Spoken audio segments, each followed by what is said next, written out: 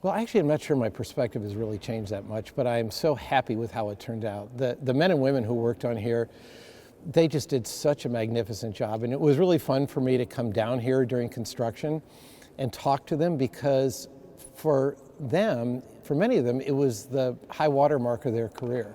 They felt so energized and proud to be working on a project like this. And you can see the care they took. It's just beautiful. And tomorrow I'm having a little thank you with them down here, because they just did a wonderful job. But I think all the promise that we thought of in 2018 will be delivered when this opens in a couple weeks.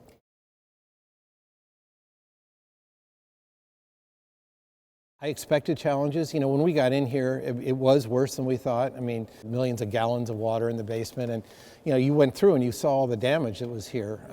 And then, once we got into each room and each area, in many cases the damage was much worse than we thought. Also, during the restoration, there often wasn't much left to work with. So in some rooms you just had a corner of a molding, others you would just have a tile or two and that would be it. There were some rooms where we had plans for, some rooms there were no plans, a few rooms there were old photographs that we could work from. So whatever the team had to work with, they did. And they just did a magnificent job. And yeah, it was really a tough job, but it was well worth it.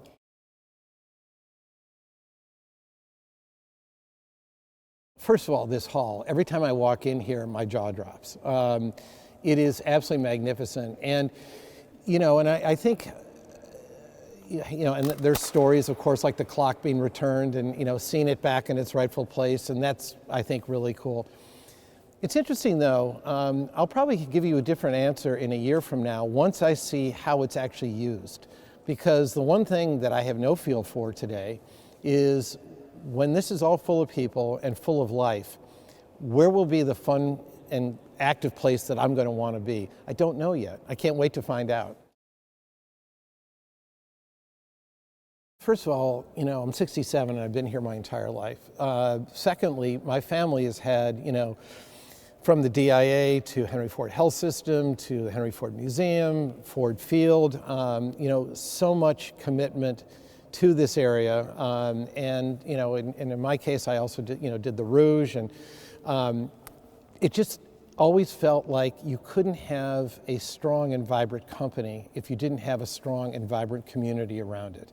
And so, and it also, I love this city, and it always pained me when our national reputation was less than great.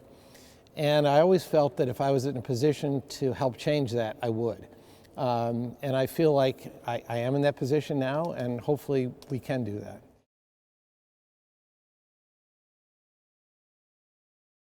In many ways, it's similar.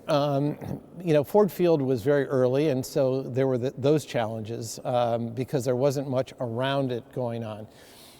The city's different today, but to undertake something of this magnitude, because as you know, it's not just this building, it's next door at the Book Depository building. It's the surrounding landscaping. It's opening ourselves up, not just to Corktown, but also to Southwest Detroit. And also, I think we took much more care this time with the community around us to listen to them and ask them, what would you like us to do and what would you like us not to do? We don't want this to be a corporate takeover of this area. We want to enhance the life of this area, but we don't want to diminish it in any way. So tell us what that looks like.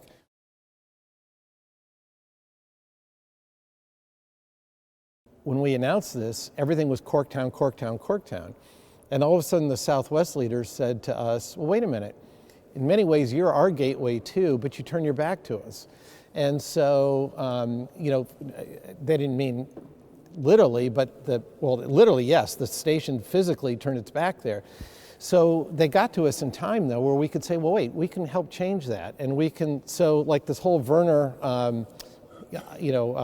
underpass area, which is becoming beautiful, that becomes now, a connecting rod between Corktown and Southwest. So we really wanted to bring the two communities together in a way that we never thought of when we first bought the station, because it faced Michigan Ave. It was always referred to as part of Corktown. We didn't think of it at all as part of Southwest, and that changed as we got into this. So, and that was an early listening that we took advantage of.